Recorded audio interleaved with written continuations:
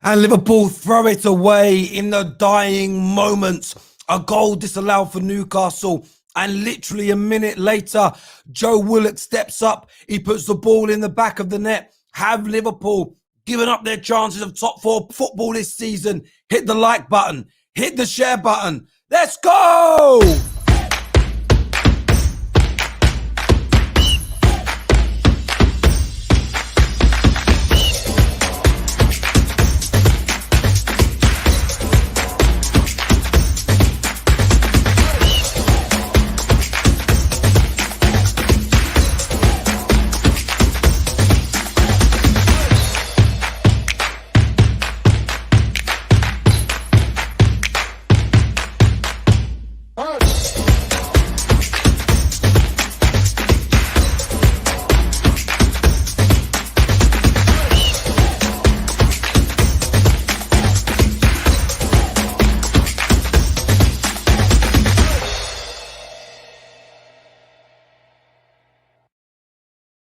What a start to the weekend's football. Newcastle equalised it with the last kick of the game, and that came just 30 seconds after Callum Wilson's goal was disallowed. That in itself was massively controversial. By the letter of the law, it did strike his arm. It was accidental. It was right to be disallowed. But where was VAR checking for the push in the back from Trent Alexander-Arnold? But need not. In the 95th minute, Newcastle threw everybody forward. Liverpool became deep. And then Joe Willock brings the ball down after a header from John Joe Shelvey. I believe it was John Joe Shelvey, and puts it away, puts it into the back of the net. It wasn't John Joe Shelvey. I think it was Dwight Gale, actually. Puts it away. And Liverpool come a cropper. I've told everybody all season, and I'm sorry to say this, Liverpool fans, I'm right. I'm beyond right on this. Your problem has not been your defense this year. Your problem hasn't even really been your midfield. It's been your attack or any of your players in attacking positions. Your conversion rate is beyond shocking. Mo Salah scores a world-class goal today, puts in a very good performance. But Firmino, Mane, Jota, the approach play is fine. It's that finishing touch just isn't there. 22 shots today. Looking at this now, 22 shots, 9 of which were on target, but only 1 goal. And there were some gilt-edged sitters absolutely missed. Absolutely missed today from Liverpool Football Club. And that it could cost them top 4. It could cost them top 4. There is no doubt about that whatsoever. It really, really could. Looking at that league table after today's game, that's 54 points now. You've got Chelsea and West Ham in front of them with a game in hand. They could find themselves 4 points adrift with 5 games to go. Time is running out for Liverpool. They've just signed Ibrahim Konate. They have Van Dijk returning. They look set to have a fairly big summer. But can you imagine this great Liverpool team? Many telling us last year, the best in Premier League history, missing out on Champions League football. And Willock, is that the 3rd last-minute goal that Willock has done? Pav here says, happy first birthday to Mini Fluids. Yeah, he's having a lovely, lovely time. Little kids are just sitting down to have a little bit of food now. I am in the doghouse because I said I will be streaming briefly today on a couple of occasions because we have to. But there we go. That's life. Mansour here says, poor performance attacking. Klopp stopped playing the high line.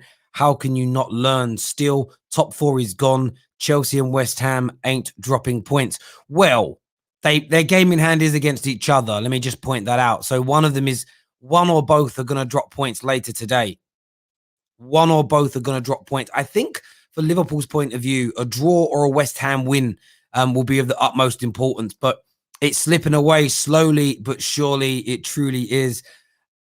Aaron here says, what a frustrating game to watch. Our finishing is atrocious.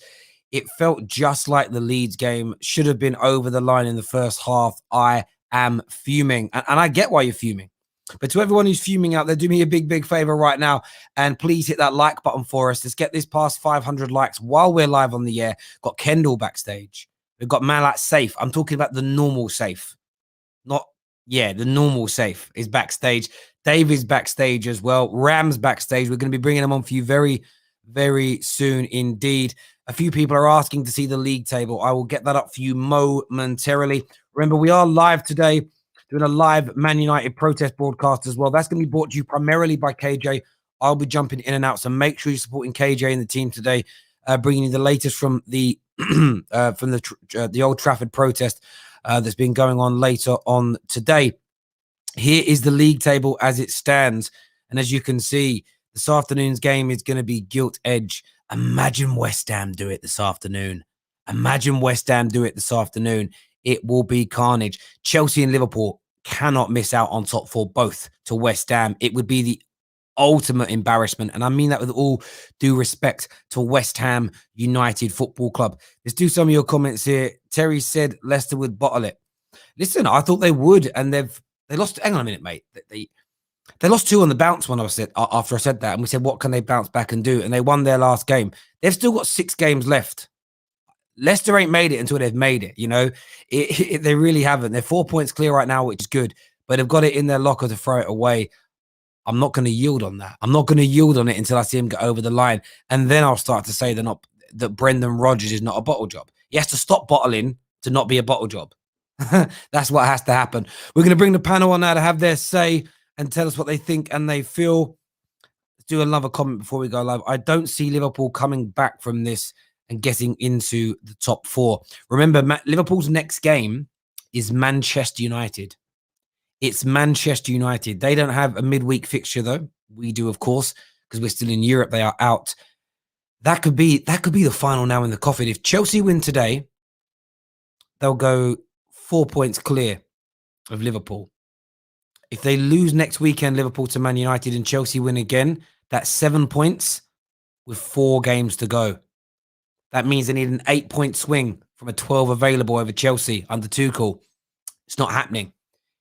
The next, depending on Chelsea's results, Manchester United Liverpool has just become the biggest game of the season for Liverpool Football Club. Lose it, and top 4 is well and truly over. But it's the last 2 performances, the draw against Leeds and the draw against Newcastle. These 2 games are where Liverpool Football Club have potentially bottled their chance of Champions League football again next season. We're going to bring the panel on now to have their say. We've got Kendall here, Safe. We've got Safe, we've got David, and we've got Ram here with us. I want to go to Kendall first on this, though. Joe Willock again. Literally, worth his weight in gold. Sign him up, get him signed up. I literally said that I wouldn't have him if he was going to be more than 15 million. 20 million's worth it now, my opinion. Get him signed up. I literally past 3 games now. Well, no, like in the past 4 games, he scored 3 goals. So get him signed up. Signed up tomorrow. I want him. First sign of the summer for me, all day long. I hear you on that. I do. In terms of yourselves now, that gives you, I mean, what an important point. I mean, it's pretty much done now, the relegation battle. Fulham are 6 points adrift of Burnley. But that extra point, does that just give you that sense of, you know, you're unbeaten in 4 games now, 2 draws, 2 victories. Are you pretty confident of staying in the Premier League now, Kendall? No, because it's Newcastle United. We never make things easy. Every single year we battle in this horrendous, bottom half of the table. We never ever do things the easy way, as again showed today against West Ham 3-2, against Spurs 2-2, Burnley 2. Like, we just never make things easy for ourselves. So I'm not confident. I'm a little bit more hopeful, if that's the word. A little bit more hopeful now. Obviously, Burnley, you've got Wolves to play. Brighton are playing Sheffield United. So, all teams that are around us. So this point helps, obviously, a huge point. But yeah, we'll see. I'm still not fully confident until it's mathematically done. But I think West Brom, for example, have to win at 5 out of the last 6. So I think they're probably gone. And Fulham, they're a little bit adrift now. So fingers crossed. I hear you on that. I'm going to go to Safe here. Safe, your top 4 dreams are pretty much in tatters. 2 games on the bounce. You've thrown it away in the last minute. Do these games just sum up your season? Not clinical enough. And then, and just not quite got the stomach to get over the line anymore. Bro, it's so depressing watching Liverpool play, especially at today's game. We got an early goal from Mo Salah, and that whole top 4 possibility was there and everything. And within the space of 90 minutes, they've managed to get me from the top of the roller coaster to the bottom. And one moment you think to yourself that, you know what, top 4 is not possible. And then I said, when I last came on the stream here, I said, look, everything's possible now. And now we're just a joke of a team. How many chances do Premier League strikers need to score? I'm not even joking. Ben Teke on his own, and he's had a massive struggle at Crystal Palace, will do better than our front three right now. Like, I don't even understand what's going on. Like, Mane, what is going on with Mane? I've been trying to defend him all game, yeah? But it comes to a stage where you think to yourself that, bro, like, what's going on in his head? Even Jota today didn't perform. And it's just nothing's working this season. And you've got people coming on complaining that we're not beating Real Madrid and this and that. We can't get past the line against Newcastle. And no offense to Newcastle, they did amazing today. They held on, and we gave them all the chances in the world to hold on, because I'm not going to lie, they don't even need a keeper in goal. Like, we can't even hit that target, for Pete's sake. And then give them 2 chances toward the end of the game. They should have won the game 2-1. Yeah, I mean, on that disallowed goals, there's 2 bits of controversy I want to speak about here. First of all, there was the supposed red card in the first half, the flailing arm as an example. I'd love your opinion on that. Say, first of all, should Newcastle have had a man sent off? I don't know. I think it was a bit light for a red, to be honest. Yeah, nothing more that I can say than that. Kendall, when you saw it, Kendall, did you think we got away with one, or is it just the commentators? Because it was mainly the commentators, but when I saw it, I thought, yeah, but the commentators were really pushing for it. I think Peter Crouch said there's no reason for the arm to be that low. It should have been a straight red. Yeah. I've seen it given, as we've seen some horrendous decisions this season. You've seen it given for less. So if it was a red card, I'd have been annoyed, but I wouldn't have been necessarily surprised by it, if that makes sense, because obviously, as I say, we've seen things given for less, so it wouldn't have surprised me, but it would have annoyed me. I think obviously it's more a case of we got away with it because we should have, if that makes sense. It was a card, fair enough, but I don't think it was a red. So yeah, I think it was probably the right decision. And in terms of the next one, David, I want to ask you on this, because I know you love a bit of VAR. Newcastle had a goal disallowed before they equalised. And I understand the protocol that if it hits the arm, accidental or not, it becomes an objective decision. You have to disallow it. No one's arguing. Do you think Trent pushed him in the back a bit, like that push in the back? When I was watching it, I thought he was going to get a penalty first, because I thought it was a clear push in the back, but then obviously he scored it in the end. I mean, the protocol is what the protocol is. There's nothing the ref can do in that situation, because the rule is like, if you've got your arm and it hits you and you've scored a goal from it, then it's a goal. It's unfortunate, but I thought Trent's was a definite penalty, because it's a clear push in the back. Every defender knows exactly what Trent's doing there. He's like, I'm pushing him in the back because I can't get goal side of him, so I've got to push him in the back. And I mean, Newcastle, they were all right, but I mean, Liverpool really played into their hands. They really did. Like how Salah and Mane, they both should have had hat-tricks today, both of them, honestly. But do you know what? I left that game watching it and thinking, I once sent Maximin at Chelsea, because that guy just embarrassed some defenders today. Absolutely embarrassed defenders, dribbling around. And Terry, to even go with it, he got an assist. Well, he almost got the assist for the goal, but it didn't actually happen. So it was unfortunate for him, but he was sick today. I thought he was player of the game. They gave it Thiago in the end. I don't know why he gave it Thiago. Yeah, so Maximin, do you know what I want to see him. I mean, no disrespect, Kendall. I want to see him move on to a bigger team, because yeah, I'm sick of this argument today on Twitter. Don't start, honestly. I'm sick of it. It's pure disrespect. I'm absolutely tired of it. You can continue your point, but it's whoa. What do you mean disrespect? What's disrespectful? It's just pure. He needs to be at a top 6 club instead of Newcastle. Right? Okay, right. But he does. I'm tired of it today, honestly. I've already had arguments with 3 people over it today. Man City fan, a Tottenham fan who said he wasn't good enough to play for Tottenham. Hang on a minute. Get out of here. Wow. He's definitely good enough for Tottenham. He needs a better team than Brucey Ball at Newcastle. Oh yeah, he's a better manager than Bruce. Of course he does. I'm sorry, Kendall. That Joe Linton up front. The Joe Linton up front today. Man was having. Oh, he literally played a perfect ball to Almiron, and Joe Linton just tackled him, and I was like, "What are you doing? What are you doing?" It was so bad. No, honestly, Kendall, I swear, he needs to be at a Super League club. He just needs to be at a Super League. Oh, Super League club. We've got a cheeky little draw with a non-Super League club today. Lovely. Got beat out. Did they get beat or did they draw against Leeds? Another non-Super League club today on Friday, was it? Lovely. Of course. Just a little bit of fun. Josh here said Spurs don't play any top half teams apart from Leicester on the last day. This top 4 race will go down to the last game. What a result for Newcastle. And it will.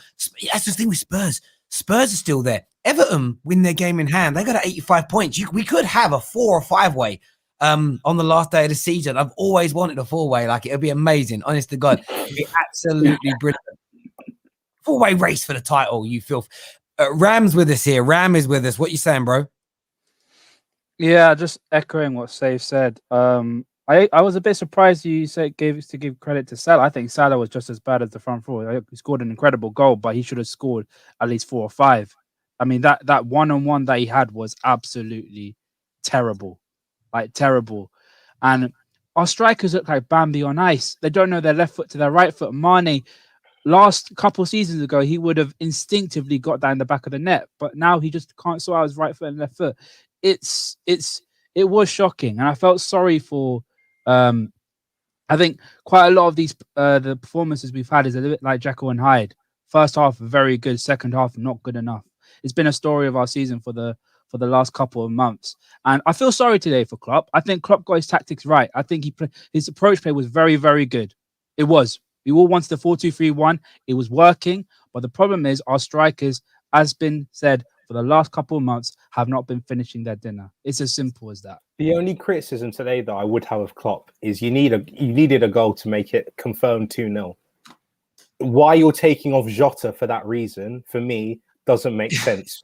Because out of all the players, I know they were having poor days, but if I get a one-on-one chance, who would I rather have that fall to, Jota or Firmino this season? Because for me, it's very clearly Jota. So I thought Firmino should have come off because I didn't really see him do much today.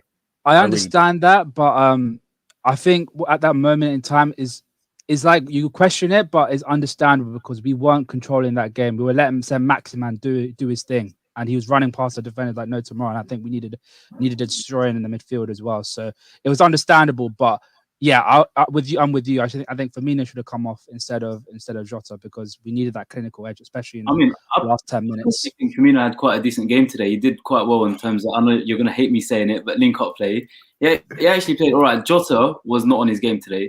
He didn't look like he was going to score at all. Even the chances that he did have were either wide or just really soft shots. Like, I just didn't see him scoring today, and I can understand why I took him off. My actual criticism of Klopp was, why are you playing such a high line when you know Newcastle have that sort of pace? And they beat us so many times getting behind our back four, and still nothing changed. And then it ended up resulting in, well, it's not the high line that affected the goal, but he could have easily scored a couple from our high line.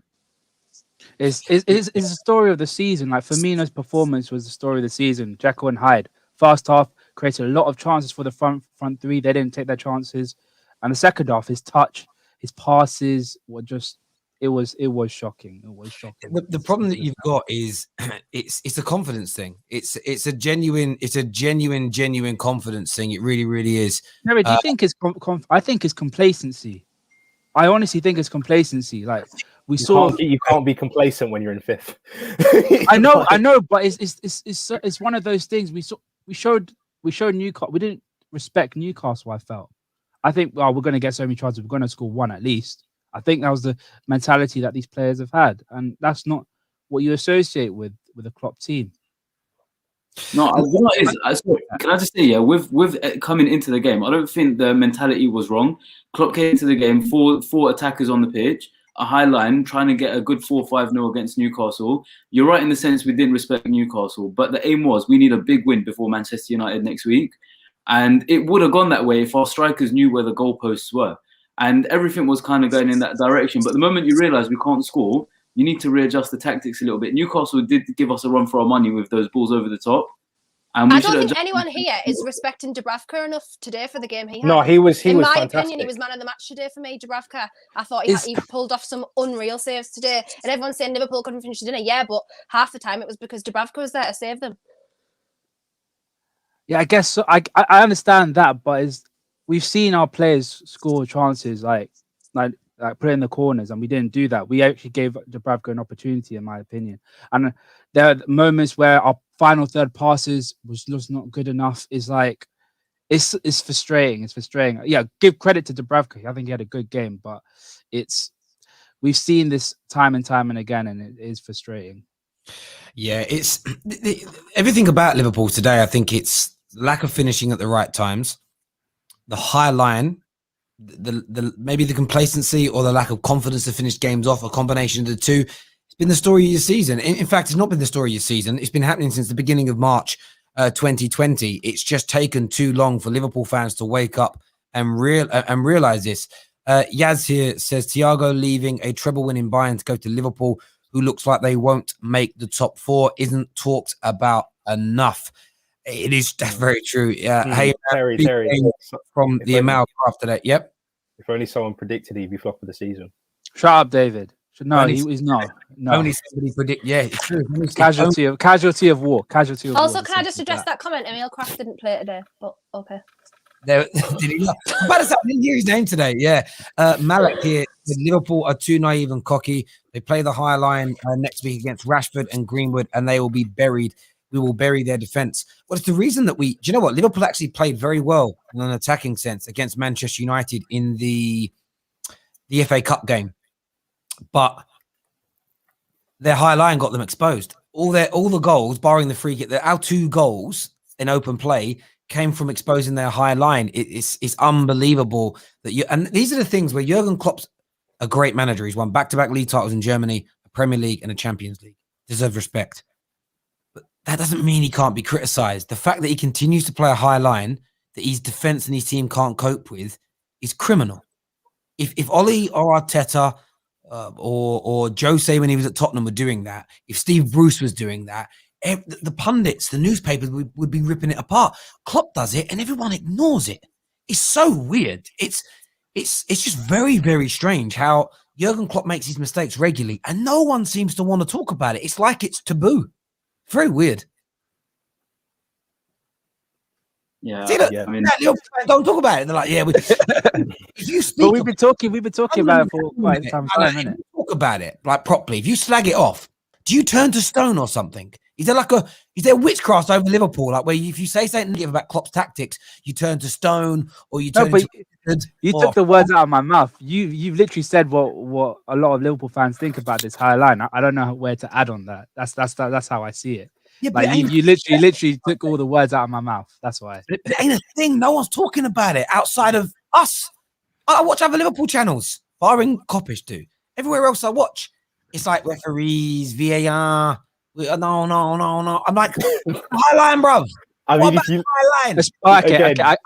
I do have something to add on this, yeah. Especially with the centre back that we have, who are, let's just say, we have a defensive midfielder who's known to be aggressive, and Kabak, who for some stupid reason all the time decides to go up to the center of the pitch and decides to tackle man. Like it's very stupid to have stuff like that in a high line. I mean, listen to Steve McManaman commentate, you'd think Liverpool are winning 4-0. Like honestly, the way this guy talks about the game is so confused. Like when Newcastle's goal got disallowed, he was there like, it's the right rule. It's the right rule. I guarantee. Yeah, but then 2 minutes later, it was like, that rule's very stupid. It's a very stupid rule. I was like, what you about? You just said it was the right thing. And then Shelby made this horrendous pass, and Dubravka had to save him, save the. I can't remember who was on goal, but Dubravka had to save it. And McManaman was like, oh, Dubravka got himself in a mess there. I was like, have you just seen Shelby play the ball? Where you at? He saved it. The one about McManaman that gets me. Hello. The one with McManaman that gets me is sort of whenever Liverpool do something good, and it is good, the way he talks about it is like, it's like they just invented the wheel. It's like, oh, it was a normal control, bro. Do you know what I mean? What do you expect? He's a Liverpool fan, isn't it? Salah controls it on his chest. It's like, oh my God, did you see that? I'm looking for something amazing. I'm like, what happened? Salah controlled it on his chest. So it's just like, he's so over the top. Terry, the new intro makes me want to salsa. I love it, man. Thank you. It's kind of the idea. A lot of people want the laughter to be added back to it, but maybe. We have another super chat here. This is from David C, who says, Willock from deep. To all my fellow international United fans, we can still give to the protest. We can still give to the protest. I and a small group of Manchester United fans are pooling dollars to help with food. That's a nice gesture, bro. That is a nice gesture. Remember, KJ is live right now on the Football Terrace. We've got 4 or 5 people that are at the protest now. There are quite a few numbers there already. They're going to be calling into the show like yesterday to give you the insight onto what's going on, the emotions and feelings. KJ's hosting that show for us right now on the terrace. So get yourselves over to there. If you had enough of listening to us drone on, anyone actually believed this version of Liverpool had a chance of the top 4? They drew twice with Newcastle, lost to Burnley, and 7-2 to Villa. It is true. Like it is But mad. It's also the likes of Chelsea and Villa likes of Chelsea and West Ham are giving the opportunity to us, and we're just not taking it. It's as simple as that. That's why there is talk of us, small talk of us getting into. When you say West Ham are giving you a chance, West Ham should be nowhere near this. West Ham dropping points isn't like a new thing. If West Ham finish top 4, it's arguably the greatest league finish in the history of their club. So that's how far they're punching above their normal weight. They're sort of, as you say, they're with the bang average groups, the sort of Sunderlands and the Evertons and the Newcastles, like bang average small clubs, like tiny. They've got heritage, Terry. Heritage. You know what I mean? They won the World Cup. They won the World Cup, innit? So much heritage they couldn't make the Super League. All the Geordies do, and all the East Londoners do. We've got more heritage than some of the Super League teams. I'll just like to add. Have you? Mm-hmm. Yeah. Have you won a league title? I don't mean me specifically, or like my club specifically. I'm only writing you up. Certain teams who were in that Super League have got way less cups than others, like Blackburn, for example. So, like Nottingham Forest, it is what it is. I hear you on that. I hear you on that. Kendall, was your grandfather alive when you last won the league? Boy, Terry, that's a violation, Terry. Terry, that's a violation. To be fair, I'm not sure, because I don't even know when we last won the league. I don't know specifically. But yeah, it might have been the 60s. So actually, yeah, he would have been alive. He was, yeah. He would have been alive. But yeah, I think it was probably the 60s roundabout then. I'm only messing. I'm only winding you up. It's all fun and games. But listen, everyone who's tuned in today, it's only a short stream for us because I've got to get back to a birthday party. Do me a big favor. Hit that like button. Hit that share button, subscribe to the Football Terriers. Get yourself across the KJ stream right now as well. Until next time, take care. Goodbye. God bless. And we'll see you all again very, very